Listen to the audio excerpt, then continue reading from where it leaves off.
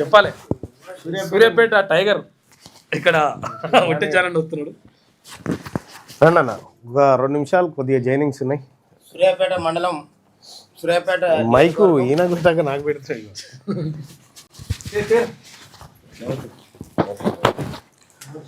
సూర్యాపేట జిల్లా పెన్పాడు మండలం దుబ్బతండ సర్పంచ్ నరహరి గారు, అదేవిధంగా వార్డు సభ్యులు శంకర్ గారు, భీమ్ల నాయక్ గారు, సుల్తాన్ గారు, మరి తెలంగాణ రాజ్యాధికార పార్టీ రాష్ట్ర అధ్యక్షులు తీన్మార్ మల్లన్న గారి ఆధ్వర్యంలో ఈరోజు చేరికలు జరుగుతూ ఉన్నాయి. వారందరికీ కూడా టీఆర్పీ పక్షాన స్వాగతం సుస్వాగతం తెలియజేస్తాను. తెలంగాణ రాజ్యాధికార పార్టీ పక్షాన.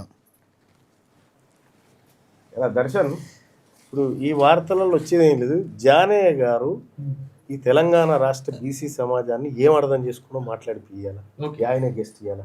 ఓకే, థ్యాంక్ యూ అందరికి. పెద్ద thank you sarpanch sir. Right, good మాట్లాడాలి. ఓకే,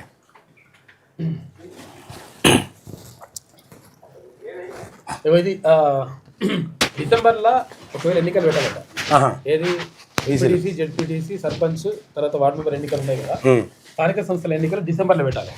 ఒకవేళ డిసెంబర్లో పెట్టకపోతే మేడారం జాతర ఉన్నది, తర్వాత జనవరి ఎండింగ్గా మేడారం జాతర ఉన్నది. మేడారం జాతర ఏర్పాట్లు అవన్నీ చూడాలంటే అవి 4 రోజులు పడుతుంది. డిసెంబర్ 1 నుంచి లాస్ట్ దాకా, ఏది జనవరి 1 నుంచి లాస్ట్ దాకా అవుతుంది.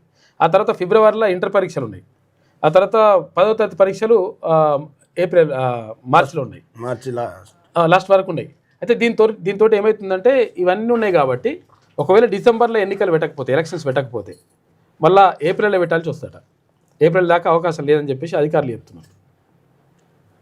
కథ అంటే ఇది కూడా ఏంది అంటే బీసీలని మరోమారు మోసగించడానికి ఇవన్నీ ముందు తీసుకొచ్చారు అనమాట.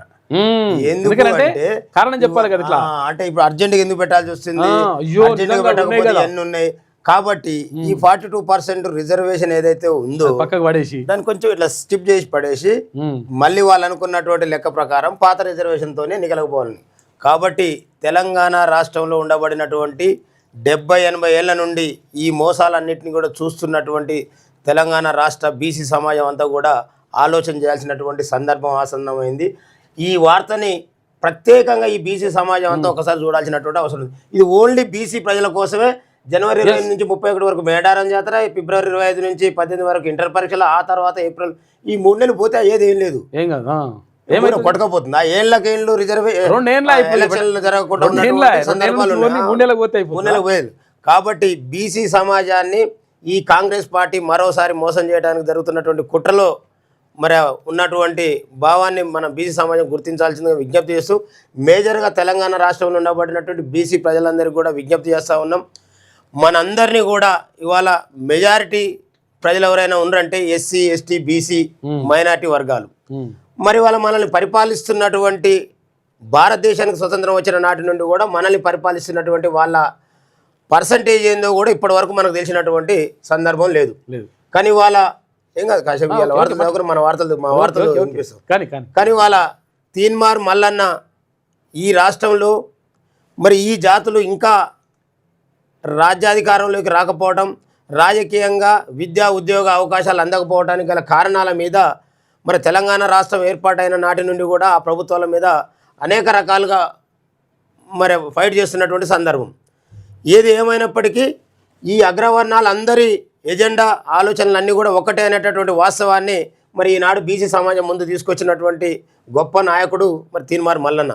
ఎందుకు చెప్తా ఉన్నామంటే ఇవాళ 70-80 ఏళ్ళు అయినప్పుడు కూడా గ్రామాలలో ఇవాళ మా ఎస్సీ, ఎస్టీ, బీసీల పరిస్థితి ఏంటంటే ఆ వచ్చిన దొరవారి కంటే మనం ఓట్లేసిన నాయకుడు ఎమ్మెల్యే ఆయన దొరవారు, ఆ దొరవారు రాగానే మనం దరఖాస్తులు ఇచ్చే ఏముంటాయంటే నాకు ఒక ఇందిరమ్మ ఇల్లు అయ్యా, మా తాతకు పెన్షన్ అయ్యా, మా మౌల్ సాబ్కు ఒక పెన్షన్ పెట్టి అయ్యా.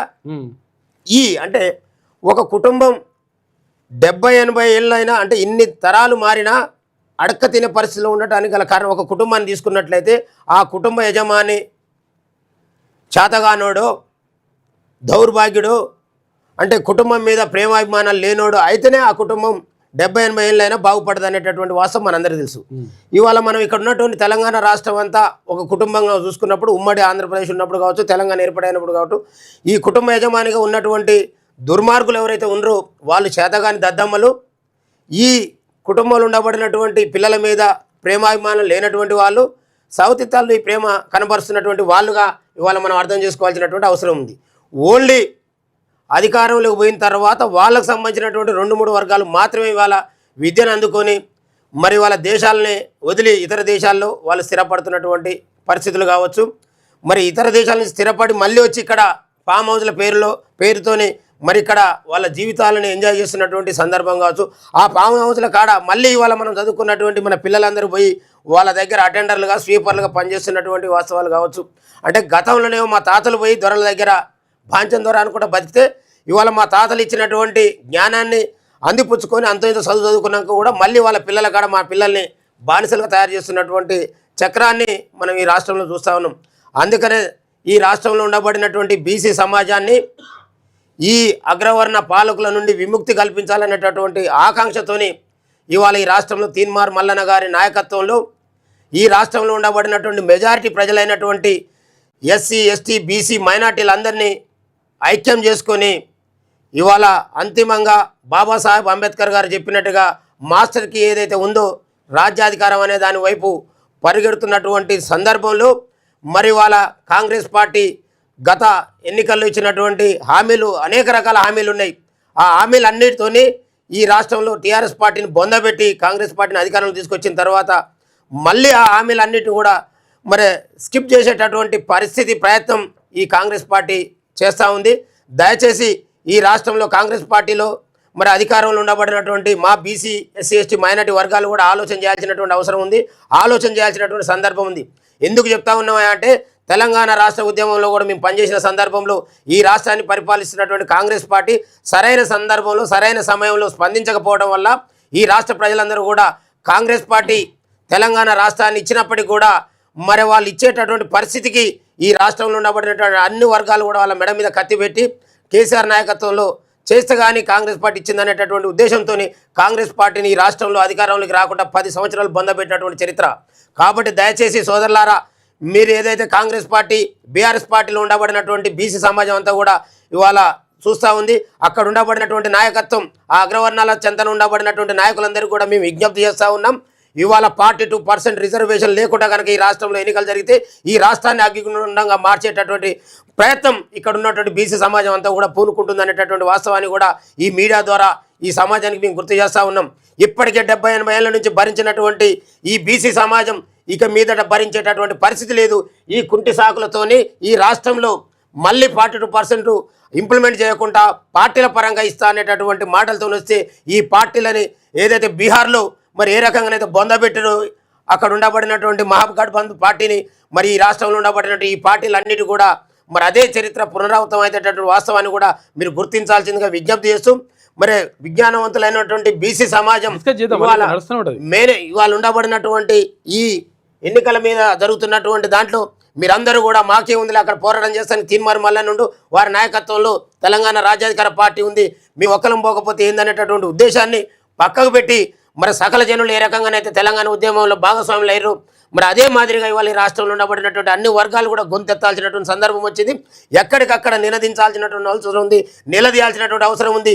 ఈ అగ్రవర్ణాల కాడ ఉండబడినటువంటి బందీలుగా ఉండబడినటువంటి మన నాయకులందరూ కూడా విముక్తులు చేసుకొని మన ఉద్యమంలో తీసుకొని వచ్చి మరి ఈ రాష్ట్రంలో అంతిమంగా రాజ్యాధికారాన్ని అందుకోవాల్సిందిగా విజ్ఞప్తి చేస్తూ మరి ఇవాళ జరిగేటటువంటి క్యాబినెట్లో 42% రిజర్వేషన్ని ఇంప్లిమెంట్ కావాలంటే మరి రాజ్యాంగ సవరణ చేస్తారా, మరి కేంద్రంలో ఉండబడినటువంటి పార్టీని ఒప్పించి తీసుకొస్తారా తప్ప అది లేకుండా ఈ రాష్ట్రంలో ఎన్నికలంటే మాత్రం ఇక్కడ ఉన్నటువంటి మొన్న 42%కు మద్దతు పలికినటువంటి కాంగ్రెస్, బీఆర్ఎస్, బీజేపీ పార్టీల యొక్క వైఖరి మరి మొండి వైఖరి, ద్వంద్వ వైఖరి, దొంగ వైఖరి అనేటటువంటి వాస్తవాన్ని కూడా మా ప్రజలు చూస్తూ ఉన్నారు. కాబట్టి ఖచ్చితంగా అక్కడ ఉండబడినటువంటి బీఆర్ఎస్, బీజేపీ 42% రిజర్వేషన్ లేకపోతే ఎన్నికల్ని జరగనీయకుండా ఆపాల్సినటువంటి బాధ్యత కూడా ఆ పార్టీలకు ఉన్నటువంటి వాస్తవాన్ని ఈ సమాజానికి మీడియా ద్వారా విజ్ఞప్తి చేస్తా ఉన్నాం. అధికారులు మీ సమస్యలు పట్టించుకోవట్లేదా? నెలల తరబడి మిమ్మల్ని ఇబ్బంది పెడుతున్నారా? మీ సమస్యకు ఎవరు స్పందించట్లేదా? సమస్య ఏదైనా ఎక్కడి నుంచైనా వెంటనే క్యూన్యూస్ కాల్ చేయండి. మీ తరఫున మేం బాధ్యత తీసుకుంటాం. కాల్ చేయాల్సిన ఫోన్ నెంబర్